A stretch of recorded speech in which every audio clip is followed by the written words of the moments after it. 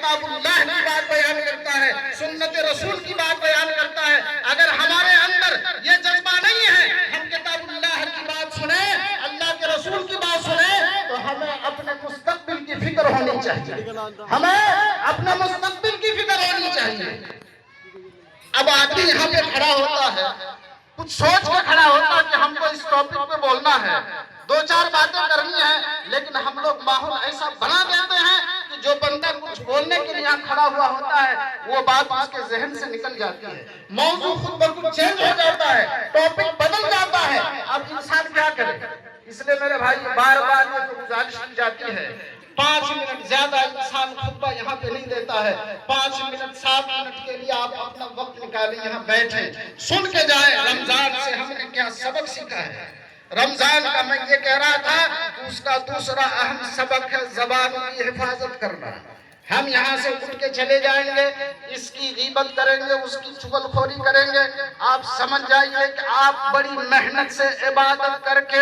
اپنی عبادت دوسرے کے کھاتے میں ٹرانسفر کر رہے ہیں۔ اللہ کے نبی جناب محمد رسول اللہ صلی اللہ علیہ وسلم نے صحابہ کرام سے پوچھا اتدرون ما المفلس، کیا تم لوگ جانتے ہو مفلس کون ہے، غریب کون ہے؟ صحابہ کرام نے دنیا میں عرف کو مد نظر رکھتے ہوئے کہا اللہ کے رسول المفلس فینا من لا درہم لہ ولا متاع، کہ ہمارے درمیان مفلس وہ ہے جس کے پاس درہم نہ ہو، دینار نہ ہو، روپے پیسے نہ ہو، بینک بیلنس نہ ہو، ایسے لوگوں کو ہم مفلس کہتے ہیں۔ اللہ کے نبی صلی اللہ علیہ وسلم نے کہا نہیں، مفلس ایسا شخص نہیں ہے، غریب ایسا شخص نہیں ہے، بلکہ غریب وہ ہے من یاتی یوم القیامت بصلاۃ وصیام وزکوٰۃ، قیامت کے دن جو روزے لے کے آئے گا، نماز لے کے آئے گا، زکوٰۃ لے کے آئے گا، لیکن اس نے کسی کو گالی دی ہوگی، کسی کی غیبت کی ہوگی، کسی کو ناجائز تھپڑ لگایا ہوگا، کسی کا ناجائز مال ہڑپا ہوگا، قیامت کے دن روپے پیسے کا لین دین نہیں ہوگا،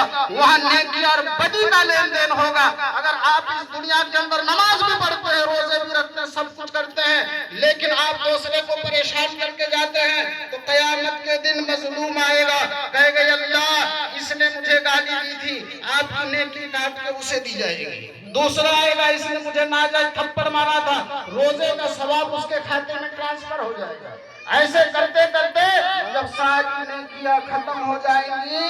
تو مظلوم کا گناہ ایسے شخص پہ ڈالا جائے گا حتی یہاں تک کہ حتی طرح فی النار، ایسے آدمی کو جہنم کے اندر ڈال دیا جائے گا۔ تو عبادت کرنا تو ہے ہی، لیکن عبادت